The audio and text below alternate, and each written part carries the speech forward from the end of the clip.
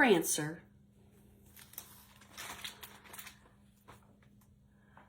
Like crystal snows that swirled and blew, the Christmas spirit that year seemed to twist in circling eddies. Oh, there was spirit of a sorts, but it seemed muffled in the wraps of Patch's woolen scarves. Oh, there was spirit of a sort, but it seemed muffled in the wraps of patched woolen scarves and caps that needed replacing. Nowhere was this more evident than in the little farming town of Three Oaks. The village decorations, holly wreaths and candy canes, were hung haphazard from the street lamps along the way. Christmas carols were being sung without conviction by school children as they followed their teacher from shop to shop. Even the Three Oaks Pride and Joy, the Santa display that annually stretched from one side of Main Street to the other this year, sagged and creaked in the biting winter wind. But there was one child in Three Oaks who bubbled over with spirit.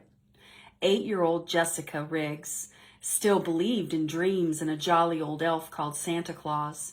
She had every reason not to have spirit nor dreams. Her mother had died nearly 2 years ago, and she lived alone with her father, who didn't seem to have time for any Christmas spirit. One fateful day in December, she was on her way home. The third reindeer in the line on the display wibbled and wobbled in the wind, falling with a crash to the ground.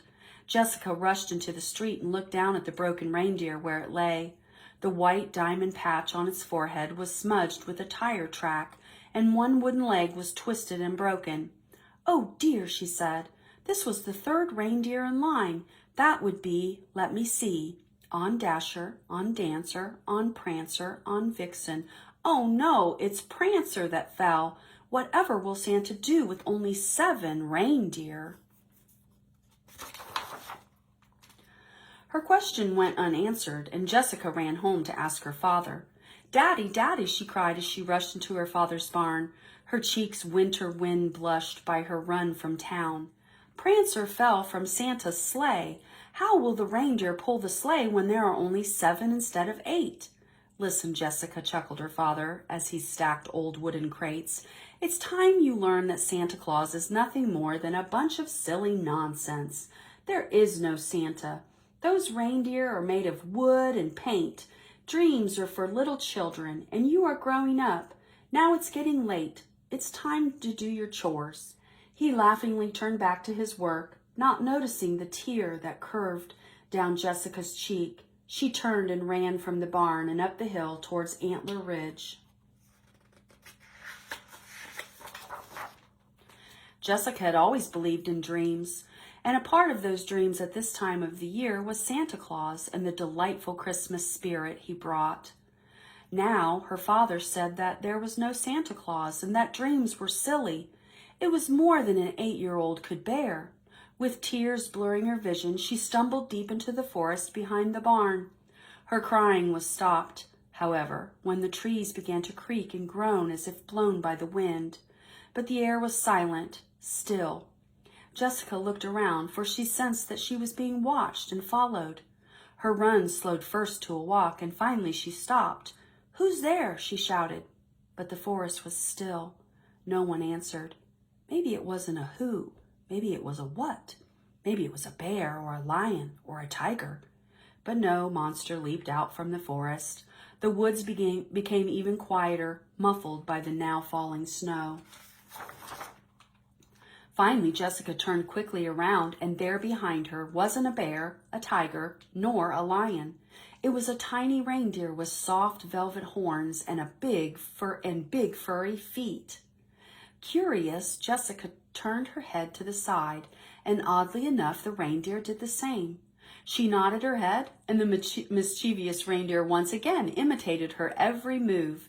She gently patted him on his rump and noticed 2 queer things. The reindeer was limping as if his front leg was injured, and he had a white diamond patch on his forehead. "Oh, you poor sweet thing," cried Jessica as she looked at this strange little deer. Suddenly her eyes opened wide in understanding. "Why, you must be one of Santa's reindeer. You must be Prancer." As if to say yes, the reindeer shook his head and the crystal snowflakes danced about like magical confetti.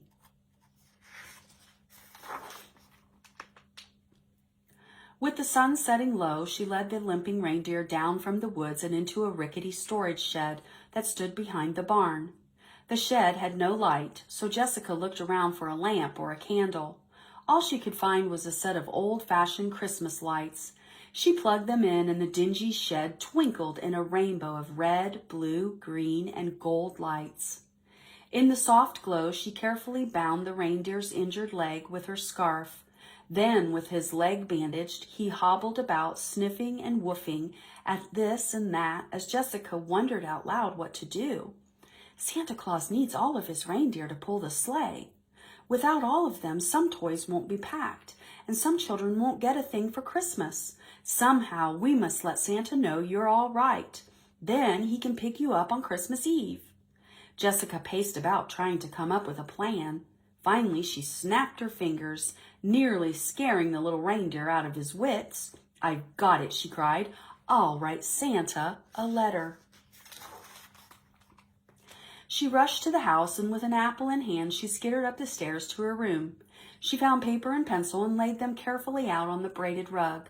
Then, with a snap, as she bit into the juicy apple, she wrote, "Dear Santa, I found Prancer. He must have fallen. He hurt his leg, but I fixed it. He misses you and the other reindeer a whole bunch. I'll meet you 2 days before Christmas near midnight behind my house at Antler Ridge. Don't be late. Love, your friend, Jessica." She had just finished the apple and the letter when her father popped his head in the door. Quickly, Jessica stuffed the letter into her back pants pocket. "Jessie," he said, "I'm sorry I hurt your feelings earlier, but you just have to understand that Santa Claus is only for little tiny kids." Jessica dropped her head as she guiltily felt the note in her pocket. She hated not telling her father the truth, but he just didn't believe. The next day, right after school, she ran as fast as she could to the center of town. There, a Santa sat in a red velvet chair, greeting children of all sorts who had come to tell him what they wanted for Christmas. Jessica patiently waited her turn and then clambered up on his lap. "I know you're not the real Santa Claus," she said in a hurried whisper, "and that you are just one of Santa's helpers, but I need your help to get a special letter to Santa." With that, she reached into her coat and withdrew her carefully written letter. "Tell him I have found Prancer, and he can meet me tomorrow night at Antler Ridge." The Santa sat back and chuckled a bit. "Ho, ho," he laughed. "And just how do you know this is Santa's reindeer?" "Because," patiently sighed Jessica, "I saw Prancer fall from the display in town, and he has the white diamond shape on his head."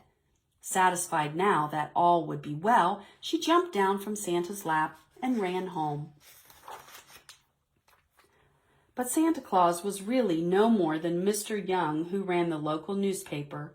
Later that evening, back in his office, as he removed the Christmas trapping, Mr. Young found the letter Jessica had written to Santa Claus about how she had found Prancer and had taken care of his injury. He mumbled, "This just might be a special story that'll bring a little bit of Christmas spirit to all the good folks who live in Three Oaks." With that, he quickly went to work, preparing the next day's paper. The presses clanked and groaned into the night as the snow continued to fall. Late the next afternoon, as the sun turned the silvered shadows of day to pink and darker purples, Jessica sat in her bedroom and gazed longingly at Antlers Ridge. Tonight, she thought, tonight Prancer will be going home. Her secret plans were rudely interrupted by the sound of people laughing and shouting from outside. There on the front lawn, illuminated by the rising full moon, was a crowd of people shouting, "Where's Prancer?" Clucked in everyone's hands were copies of the evening newspaper. The headlines read, "Little Girl Finds Prancer." "Oh no," cried Jessica as she pulled on her boots. "Father will be angry, and worse yet, Prancer may be in real danger." Jessica slipped down the back stairs and with her coat on in hand was out the kitchen door before anyone saw her. She whisked down the path through the snow to the shed where Prancer was hidden. With a screech creak, the door was opened and shut. She was safe with Santa's reindeer. Prancer looked at her with trusting eyes as she knelt and removed the scarf wrapped around his leg. There, a bright moonlight, she found that the leg was amazingly healed, almost like magic. The reindeer no longer limped.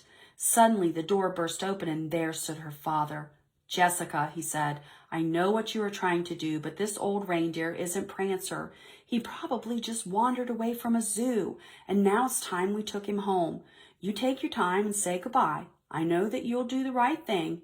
And with that, he left the two of them alone. Jessica waited a moment and carefully opened the shed door, looking at the yard full of people. What was the right thing to do? Should she believe in her father or in her dreams? Resolved, she took a deep breath and ducked back inside. "Come on, Prancer, we're going to have to run for it." The door slammed wide open, and Jessica and the full-grown reindeer bolted from the shed and raced into the forest. The two of them ran through the orchard and up the hill towards Antler Ridge. In the distance, she could hear the pounding of feet and her father demanding that she stop. On she raced until she knew she could run no more. "Go on, Prancer," she panted. "You can run much faster than I. Go find Santa."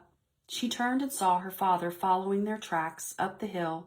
When she looked back, the reindeer was gone. "Oh no," she cried.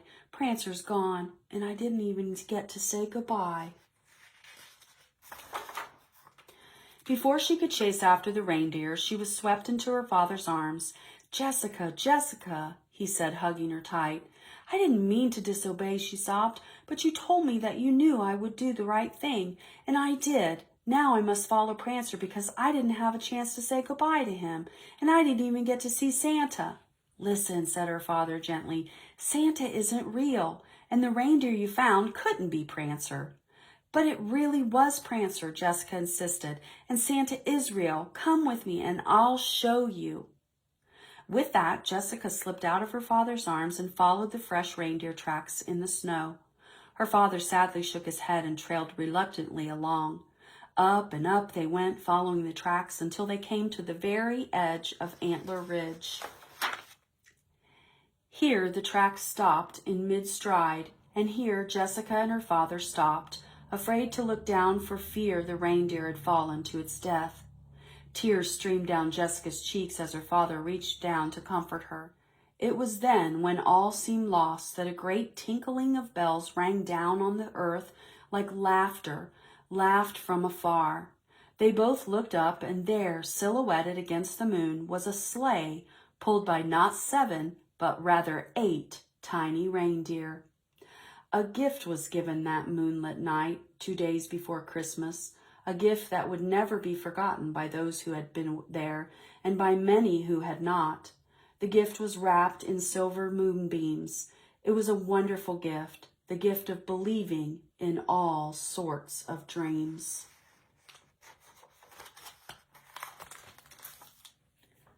Prancer.